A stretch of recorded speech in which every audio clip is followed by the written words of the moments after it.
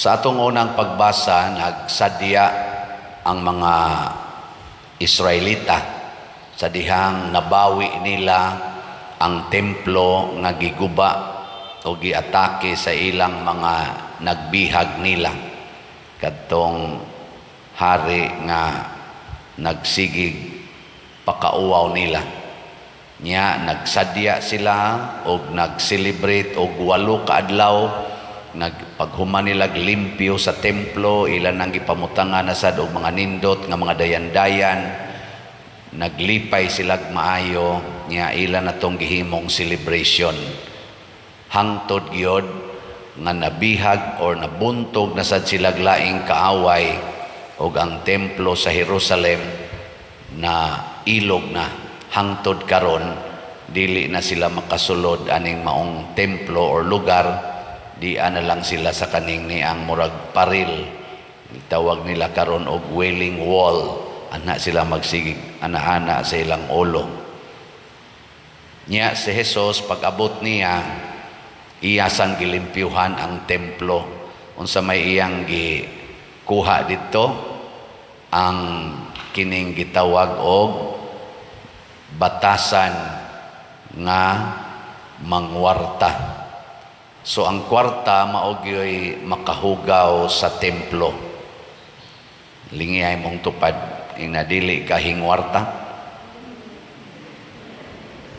Ana. Ang templo nila sa una, ila gitong pakamatyan.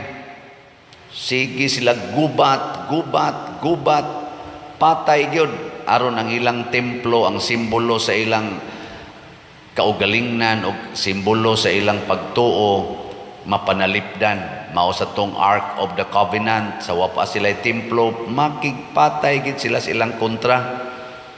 Pag-abot na ni Kristo, lahi na nga templo ang iyang gipasabot, dili na kining building. Ang templo na ang iyang gipasabot mao ang atong lawas. Kining atong lawas gitawag na nig templo sa Espiritu Santo. Nya unsaon nato siya pagpanalipod aron dili siya mahimong tulisan or dili mahimong merkado na kwarta mo'y sentro. Dili na ta mo patay sa atong kaaway. Ang sugo na ni Kristo, higugmaa ang inyong kaaway.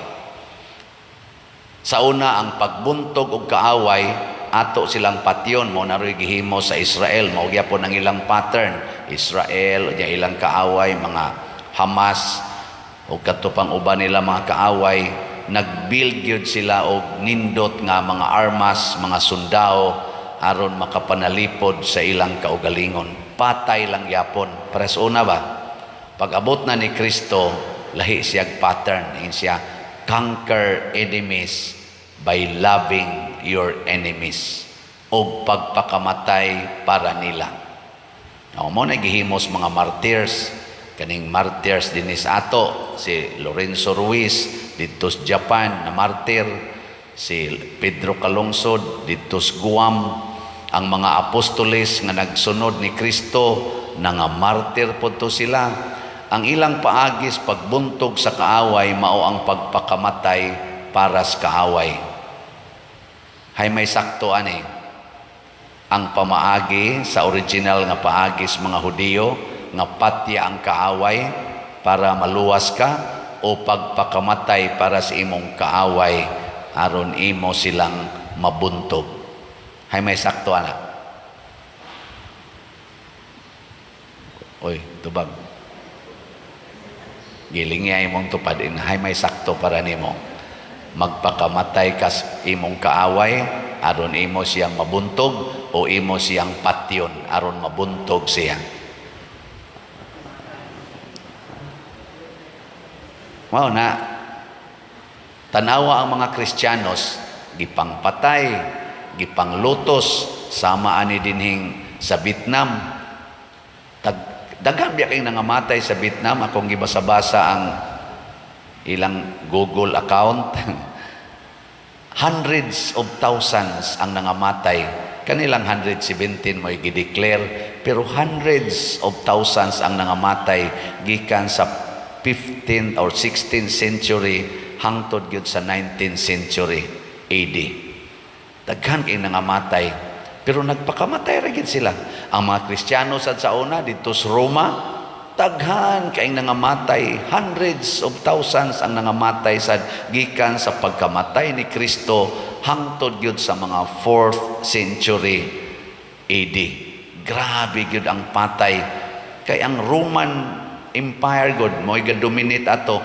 Why gialaw nga mga Kristiyanos or laing relihiyon pamatyon gyud? Ngana patay gito.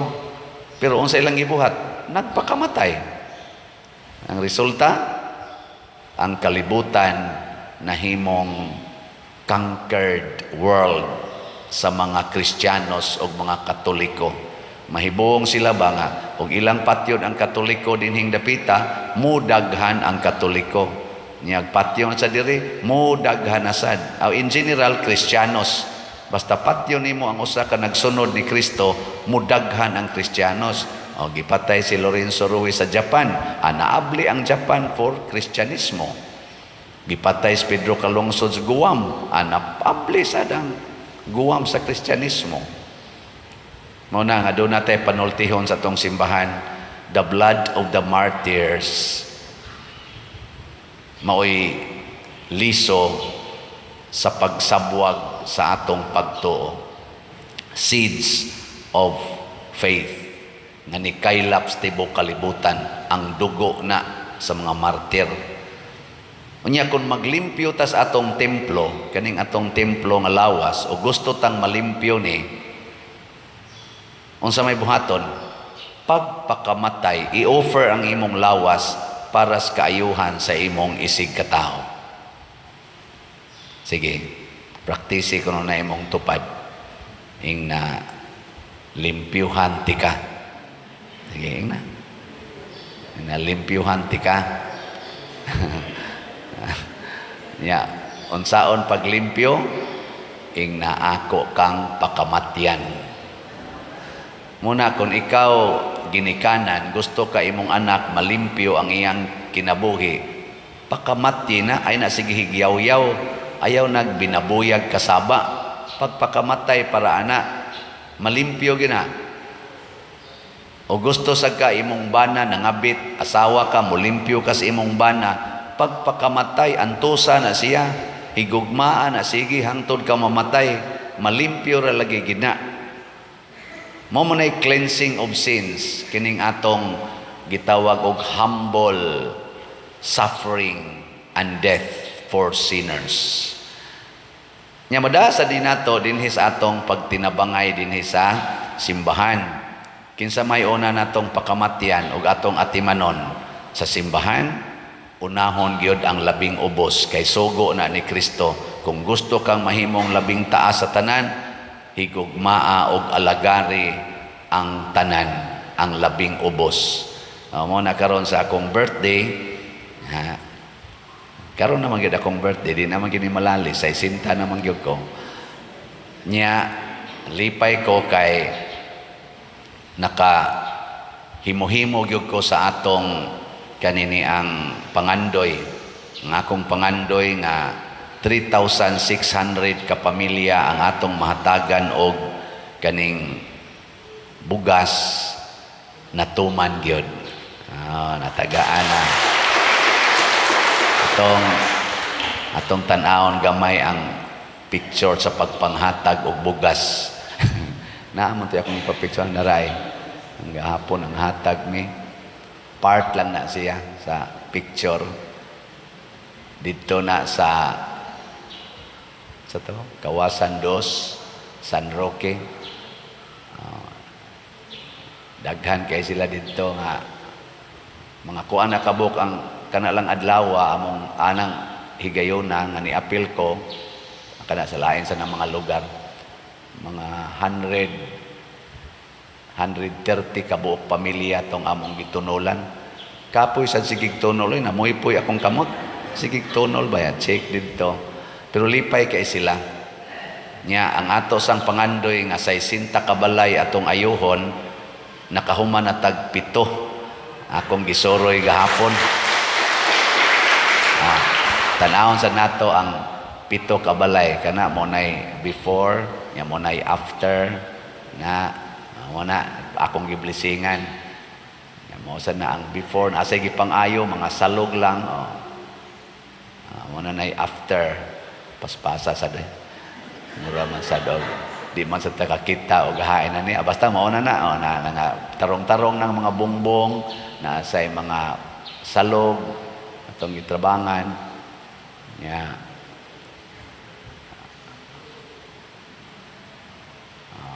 kana sila mao na siya ang kanang balay nga kana ba ay sa kanang balaya guba gyud kay nastanan unya mao na diha ang inahan, buta, ang anak, special child, ang papa, kanang nasgawas, ang amahan, stroke, silang tulog apuyo, ang gaatiman, ang lagsik, ang buta.